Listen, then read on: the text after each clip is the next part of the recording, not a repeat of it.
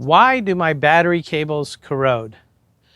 Welcome to Mercie J Auto Care, where compassion and craftsmanship come together. I'm Rick Smith, Certified Master Technician. Now, a lot of times when we see cars in the shop, we will have what I call a science project going on, where there's a bunch of corrosion. It can be kind of white or green or anything like that, and it builds up on the cables. Now, a couple of problems with that. One is that corrosion can eat away at those cables. It's like a cancer.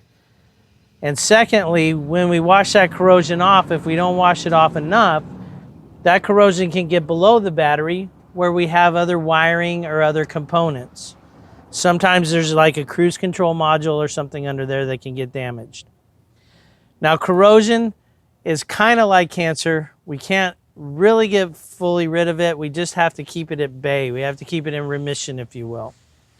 So what happens is we have a battery that has acid in it, and it is a plastic battery. But coming out of the battery, we have posts that we hook the cables to. And so where that plastic battery seals to those posts, we often have a little bit of leakage, and so those vapors come up, and that's what causes the corrosion. So the best way to clean the corrosion is tons and tons and tons of water. Just really wash the heck out of it with a garden hose. Secondly, we want to disconnect the cables individually, and we want to wire brush the terminals on both sides. Now, oftentimes you're going to go to an auto parts store and they're going to sell you those little felt pads to try to protect that. I'm going to tell you right now, they cause more grief than anything else. The battery cable, the battery terminals on the battery itself are tapered.